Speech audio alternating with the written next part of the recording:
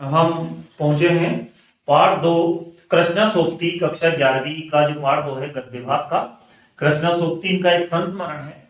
मियां नसरुद्दीन जो पाठ है मियां नसरुद्दीन उसके प्रश्न उत्तर को हम देखेंगे और उसी तरह से हर बार की तरह से आपसे फिर एक बार निवेदन करूंगा कि मेरा ये जो ललित गुप्ता सर 560 ये मेरी यूट्यूब चैनल है, आप अपने और मित्रों तक इसको पहुंचाएं और लोगों तक ये वीडियो पहुंचे। और ललित.गुप्ता67 ये मेरी इंस्टाग्राम आईडी, चाहे तो आप इस पे वीडियो देख सकते हैं। और ये मेरा मोबाइल नंबर है 9587954117। चाहे तो आप विषय से संबंधित कोई भी जानकारी प्राप्त करनी हो या कोई भी समस्या हो तो आप मुझसे व्यक्तिगत फोन लगा सकते हैं, बात कर सकते हैं। आगे देखते हैं, हम पहले प्रश्न को देखेंगे। तो इसका पहला प्रश्न है, मियां नसरुद्दीन को नान भाइयों का मसीहा क्यों कहा गया है ना। मियां नसरुद्दीन को नान भाइयों का मसीहा क्यों कहा गया है? तो क्यों कहा गया? क्योंकि उन्हें 56 तरह की रोटियां बनानी आती है ना। अन्य नान भाइयों की तरह ये काम उनकी जीविका का साधन है। रोटियां पकाने में उन्हें आनंद आता है और उनकी जो मसीहाई है उस मसीहाई अंदाज और सर्वश्रेष्ठता के कारण ही उन्हें नान भाइयों का मसीहा कहा गया है। उन्हें क्या कहा गया? नान भाइयों का मसीहा। अगला देखते हैं, प्रश्न नंबर 2 में देखेंगे, लेखिका जो है मियां नसरुद्दीन के पास क्यों गई, है ना। अगला प्रश्न है, वो क्यों गई थी लेखिका? तो लेखिका मियां नसरुद्दीन के पास नानभाई कला के विषय में जानने गई थी, है ना। और लेखिका ने देखा कि एक अंधेरी दुकान पर आटा साना जा रहा है।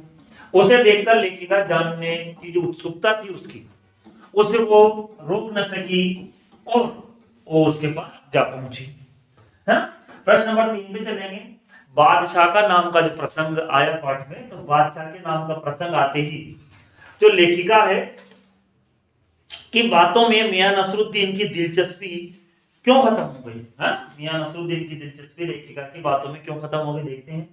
क्योंकि बादशाह के नाम का प्रसंग आते ही मियां नसरुद्दीन की दिलचस्पी लेखिका की बातों में खत्म होने लगी, क्योंकि उन्हें किसी खास बादशाह का नाम मालूम ही नहीं था। उन्हें किसी खास बादशाह का नाम मालूम ही नहीं था और वे जो बातें बता रहे थे, वो जो भी बातें बता रहे थे वे बस सुनी सुनाई थी। अतः इस तथ्य में उनकी कोई सच्चाई नहीं थी, इसीलिए उन्हें जो है लेखिका की बातों में दिलचस्पी भी नहीं हुई। अगला प्रश्न देखते हैं, प्रश्न नंबर 4, क्या मियां नसरुद्दीन का जो शब्द चित्र है लेखिका ने कैसे खींचा? मियां नसरुद्दीन का जो शब्द चित्र है वो लेखिका ने कैसे खींचा, वो कैसे दिखते हैं, देखते हैं। लेखिका जब दुकान के अंदर झांकी, वो झांकती है तो देखती है कि मियां नसरुद्दीन चारपाई पर बैठे बीड़ी का मजा ले रहे हैं, है ना। एक खाट पे बैठे, चारपाई पे बैठे और बीड़ी का मजा ले रहे हैं। मौसम की मार से पका चेहरा, आंखों में काइयां, भोलेपन और परेशानी पर मंजे हुए कारीगर के उनके तेवर है।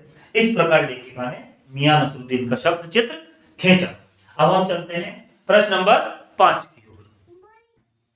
ये प्रश्न नंबर 5 पे आ चुके हम लोग, देखते हैं मियां नसरुद्दीन की कौन सी बात जो है, मियां नसरुद्दीन की कौन सी बात आपको अच्छी लगी, है ना। अब ये प्रश्न जो है इसका उत्तर भी आपको अपने अनुसार ही देना, वैसे तो, है ना। मियां नसरुद्दीन की कौन सी बात आपको अच्छी लगी है, वैसे तो आपके अनुसार उत्तर लिखना है, लेकिन फिर भी मैंने आपके लिए उत्तर दिया है। क्या मियां नसरुद्दीन की निम्नलिखित बातें हमें अच्छी लगी? कौन कौन सी? पहला, उनका आत्मविश्वास से भरा व्यक्तित्व, दूसरा, काम के प्रति रुचि एवं लगाव, और तीसरा, सटीक उत्तर देने की कला।